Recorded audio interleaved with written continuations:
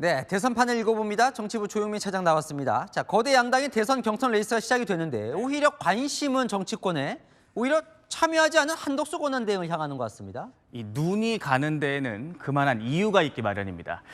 당 후보가 이렇게 질비한 국민의힘에서 자꾸 한덕수 소리 나오는 거 이대로 이길 수 있을까라는 불확실성 때문일 거고요. 민주당이 주시하는 것 그만큼 신경 쓰이는 인물이란 반증일 수 있습니다. 전혀 다른 판을 끌고 들어올 수 있는 캐릭터 때문이라고 볼 수도 있을 것 같습니다. 전혀 다른 판은 무슨 얘기라는 거예요? 대선 내내 나올 것 같은 말 뭘로 좀 꼽을 수 있을까요? 윤석열, 계엄, 내란, 개헌, 탄핵 같은 이 온갖 정치 이슈일 겁니다. 그런데 한덕수 등장으로 이 판가리가 가능할 수 있다는 계산입니다. 정치가 아닌 경제판으로요. 그러니까 보수 진영에서는 경제판으로 바꾸는 게 유리하다고 보는 거나 보죠? 차기 대통령은 뭘 가장 우선시했으면 좋겠다 국민들이 답했을까요?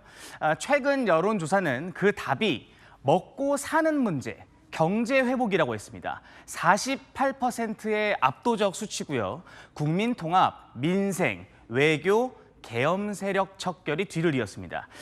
계엄 대선, 탄핵 대선 말고 경제 대선으로 전장 자체를 바꾸고 싶은데 한대행은 가능하다고 보는 게 이 보수 진영의 시각입니다. 근데 한덕수 대행 본인은 지금 출마에 대해서 전혀 언급이 없지 않습니까? 나간다, 안 나간다 말하지 않고 이 모호한 태도를 보이고 있죠. 그런데 행보를 보면 그 메시지는 일관됩니다. 지난 8일 외신과의 인터뷰에서 미국 통상 문제에 대한 구상을 밝혔고요. SNS 글은 물론 회의를 열어도 경제안보 전략회의 열고 현장 가도 자동차 공장 방문합니다. 온통 행보는 경제뿐입니다. 정치는 일절 없습니다. 의도적이라 느껴질 만큼 이 치밀한 경제 올인 행보가 오히려 한대행 카드의 값어치를 높여주고 있는 셈입니다. 자, 그런데 어제 이제 관세 협상 이야기를 하면서 한대행이 마지막 소명이라고 표현을 했거든요. 그 말을 정치권이 굉장히 주목하고 있는 것 같습니다. 한대행 주변에서 출마를 권유하고 있는 쪽에서는 이렇게 말합니다. 한대행에게 아직 채워지지 않은 하나가 있다. 그게 바로 명분이라는 겁니다. 쉽게 말해서 그렇게 나라가 어렵다면서 이 시국에 자리 박차고 나와 대통령 하겠다는 이유가 뭐냐는 물음에 대한 그 답을 말하는 겁니다.